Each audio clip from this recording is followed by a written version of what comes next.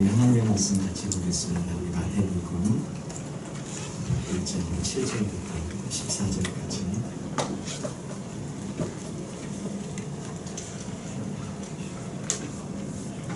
마태복음 1장 7절부터 17절까지 말씀.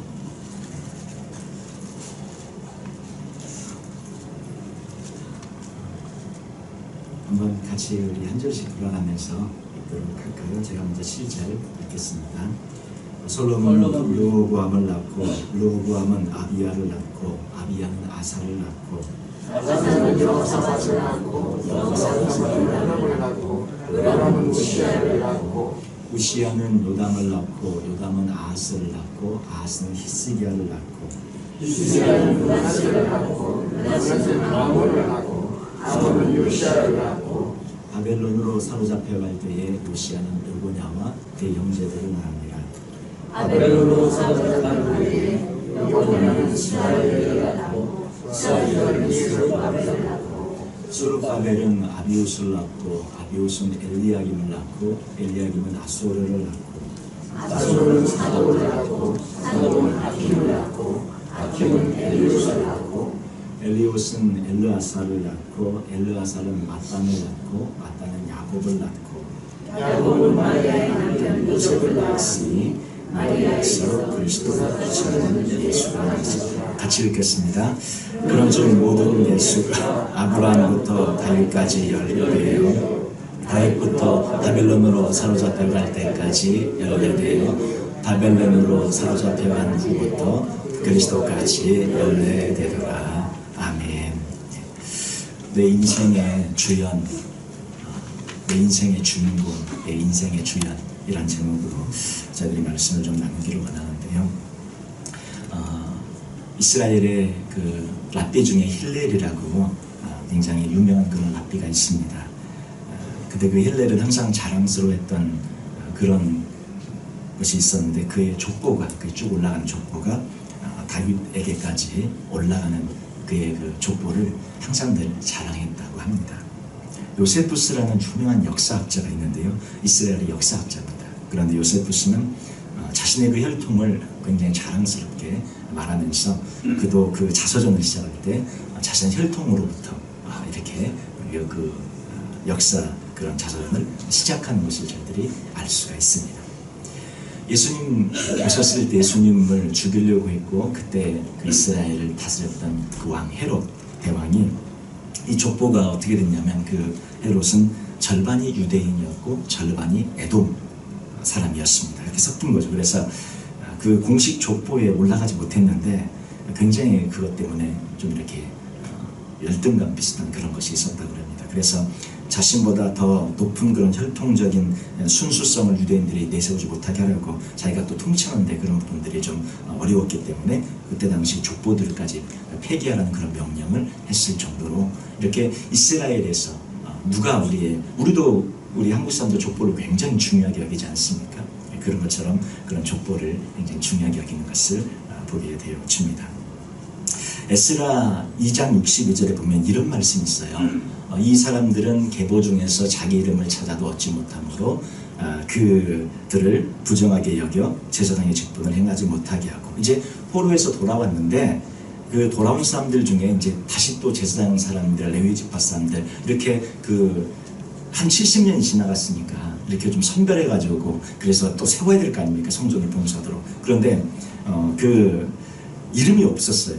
이들에게 그 자기 이름을 찾아도 이름을 얻지 못해서 제사장 직분 자체를 행할 수 없었던, 그러니까 족보에서 찾았는데 그 이름이 없었기 때문에 이렇게 할 수 없었던 그렇게 굉장히 중요한 그런 족보 계보 이런 것들이 굉장히 중요했던 것을 저희들이 보게 되어집니다. 그런데 그렇게 귀한 족보를 이 계보를 마태복음은 맨 처음에 기록하고 있는 것이죠. 아브라함과 다윗의 그 족보에 예수님이 오신다고 예수님을 그렇게 설명하면서 정말로 귀한 이런 족보에 그 예수님이 들어가고 있음을 보여주고 있는 것이죠. 다윗은 잘 아시는 것처럼 이스라엘에서 가장 좋아하는 그런 왕 다윗, 또 가장 전성기에 가장 담고 싶고 회복하고 싶은 그런 왕권의 시대는 다윗의 왕권의 시대를 꼽습니다.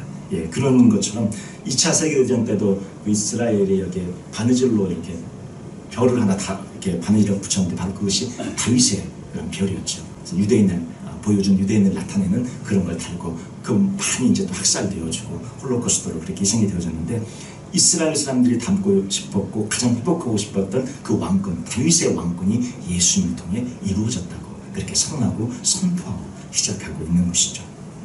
이 말씀을 통해 보면 족보들의 좀 이름은 저희가 굉장히 이 말씀을 읽다가 대부분 첫 장 못 읽고 다 주무시고 마태복음 신년부터 읽어봐야지 하다가 다 첫 장을 못 읽고 다 그냥 어느새 자고 계시는 이런 장이 낳고 하다가 이게 지금 그렇게 되어지는 그런 본문인데 이 본문들의 말씀에 이제 앞에 왕들은 조금 저희가 알겠는데 그 이후에 들어가면 바벨론 포로 시대에 살았던 그런 사람들의 이야기들이 나오면서 전혀 모르는 그런 사람들의 이야기도 나오고 이 왕권의 여러 그런 저희들이 친숙한 이름도 나오고 이런 것들을 보게 되어지는데 솔로몬은 장자가 아님에도 불구하고 다윗의 뒤를 이어서 왕위에 올랐죠.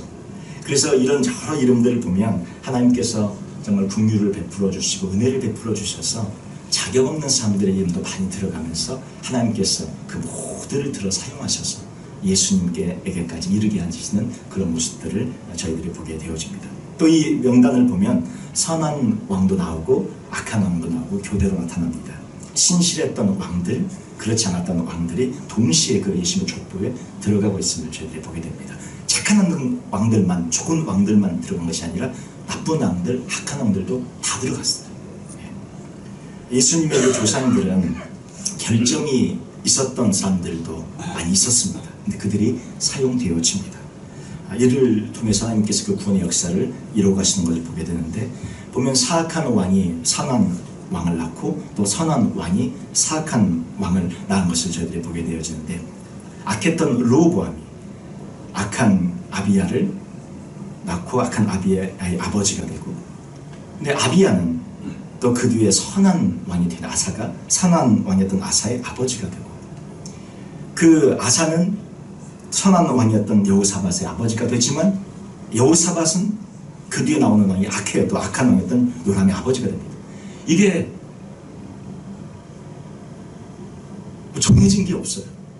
선한 왕이 선한 왕을 낳고 계속 선한 왕을 낳는데 선한 왕이 선한 왕을 낳다 그 다음에 악한 왕이 나오고 악한 왕이면 악한 왕을 낳고 계속 악한 왕이 되는데 악한 왕을 낳다 또 선한 왕으로 나오고 선한 왕이 악한 왕을 낳다 악한 왕이 선한 왕을 낳다 계속 이것이 어떻게 하나는 정해진 것이 없이 이렇게 나오는 것을 이것을 보면서 또 이 악한 왕들의 이름까지 예수님의 그 족보에 들어간 것을 보면 하나님께서 이 모든 것을 주권적으로 하나님의 뜻 가운데 역사를 이끌어가고 계심을 저희들이 보게 되어집니다.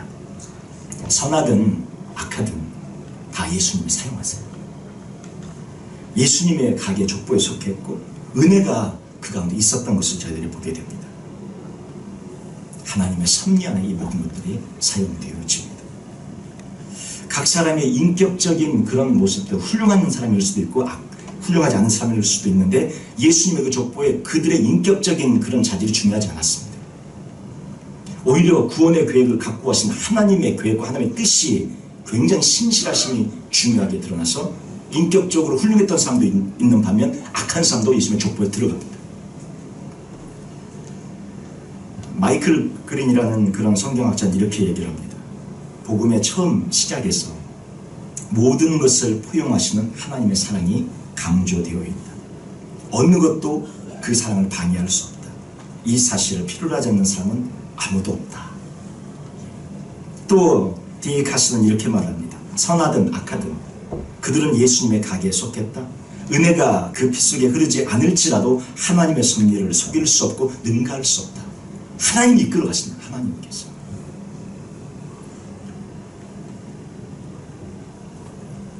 하나님께서 이 모든 역사를 이끌어 가심을 저희들이 고백하면서 하나님께서 저희들의 삶과 생애도 인도하시고 이끄시고 이렇게 사용하실 줄 믿습니다.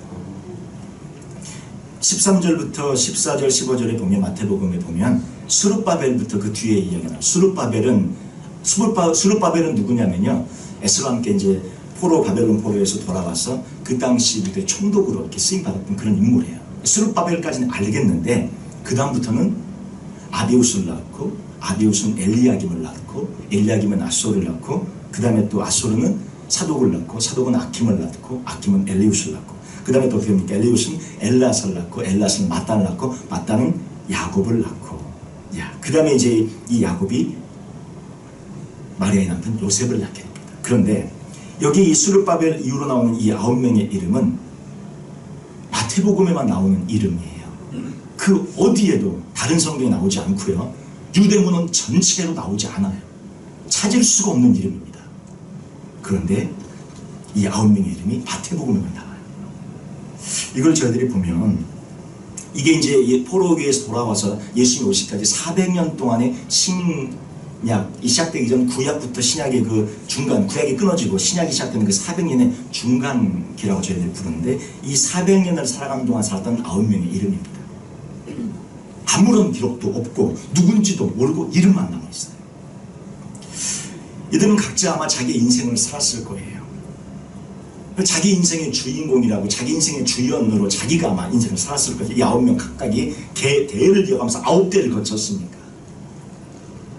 그런데 그 인생의 그 마지막 9대의 그 결론은 누가 나오냐면 예수님이 등장을 합니다.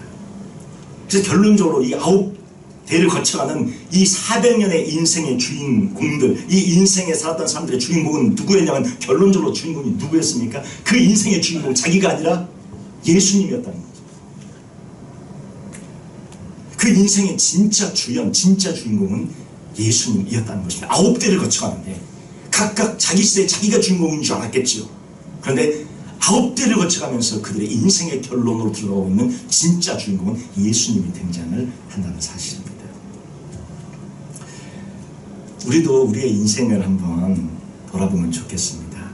우리 인생의 주인공 누구십니까? 예수님이시기를 주님의 이름으로 축원을 드립니다. 저도 얼마 전까지 제 인생의 주연과 주인공은 전 줄 알았어요. 우리 다 안 그러셨습니까? 한때 꿈이 있고 한때 우리도 다 인생의 그런 어떤 꿈을 꾸며 뛰어다니며 막 애쓰며 우리 인생의 주인공은 우리잖아요. 나잖아요. 내 인생의 주인공은 나잖아요. 그런데 하나님의 말씀을 보니까 내 인생의 주인공은 내가 아니라 예수님이시더라고요. 9대를 거쳐가면서 그들의 이름, 그들의 삶 가운데, 그들의 당대에는 전부 자기가 인생의 주인공인 줄 알고 얼마나 막 뛰어다니고 있었겠어요. 근데 족보에 지금 주님께서 말씀하는 것은 그들이 대를 이어가면서 예수님이 오시는 역할과 도구, 그것이 진짜 그들의 역할이었다는 거죠.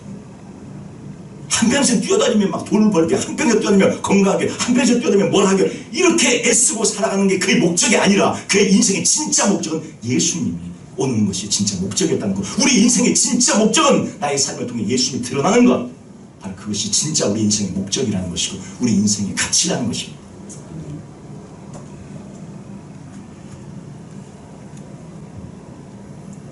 우리 인생에 예수님이 주인공이시기만 하면 우리는 성공한 인생인 줄 믿습니다. 조연이어도 좋고 엑스트라라도 좋고요. 100번이고 1000번이고 우리 엑스트라 주님이 하라시면 할 것 같아요. 이게 우리 인생의 진짜 가치인 줄 믿습니다. 우리는 왜 태어났을까요? 그 400년 동안 9대를 거쳐가면서 그 사람들은 그때 왜 태어났을까요? 반드시 태어나야만 하죠. 왜 예수님이 오셔야 합니까?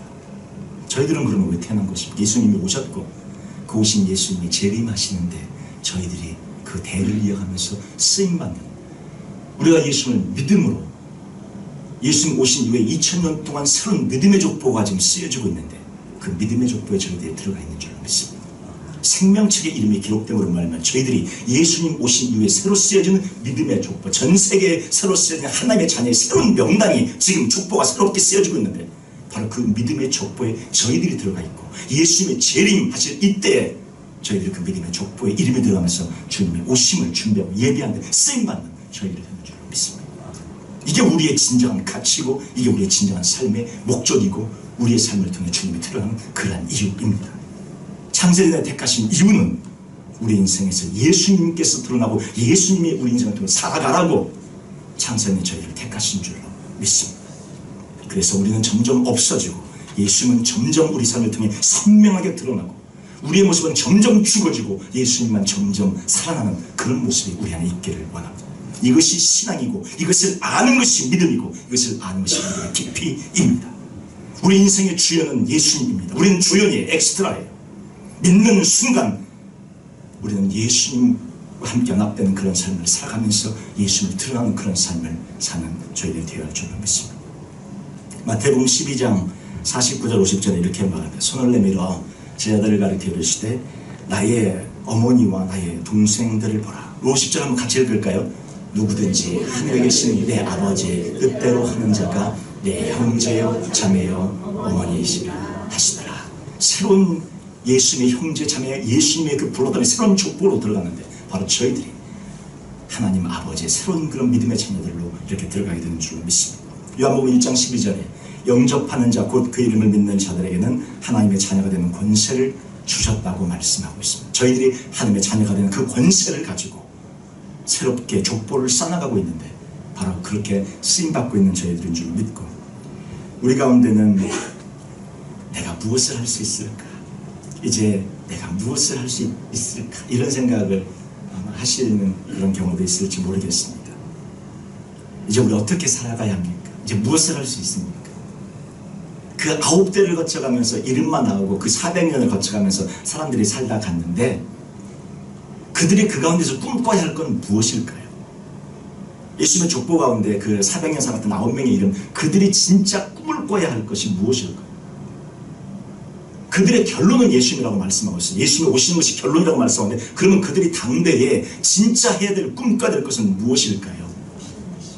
오실 메시아를 준비하는 것이 그들이 정말 해야 될 그런 꿈이었다면 지금 저희들이 꿔야 될 그런 꿈은 무엇일까요? 왜 우리는 이 땅에 태어났고, 왜 우리는 자녀들이 있고, 왜 우리는 이렇게 살아가고 이 시대를 살며 우리는 좀 이따 주 앞에 갈 것인데 우리는 도대체 왔다 하는 이유가 무엇입니까?